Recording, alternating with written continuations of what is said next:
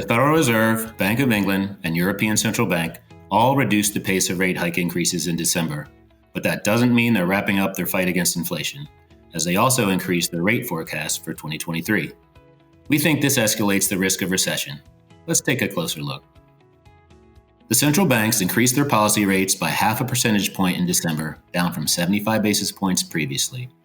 Although higher interest rates have helped stabilize inflation and inflation expectations, the banks have made it clear the fight isn't over.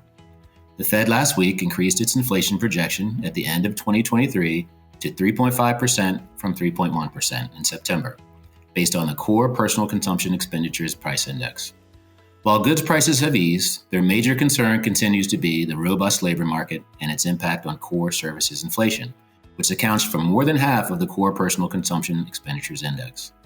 Similarly, the European Central Bank this month increased its 2023 year-end consumer price index estimate to 6.3% from 5.5% previously.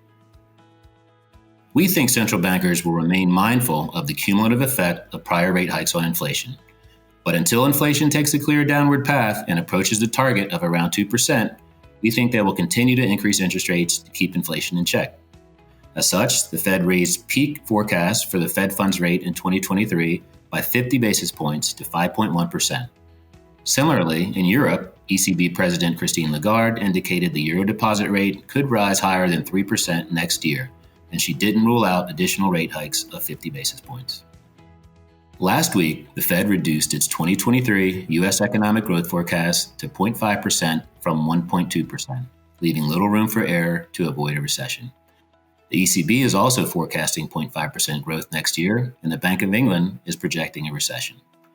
In China, we expect an uneven economic recovery as the government struggles to reopen from COVID-19 lockdowns. Investors may have to navigate markets with care next year, as we think persistent inflation and higher interest rates in the face of now rapidly slowing growth increases the risk of recession.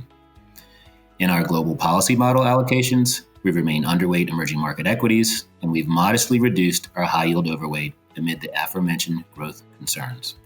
We also established a modest exposure to inflation through natural resources and continue to hold a defensive overweight to cash.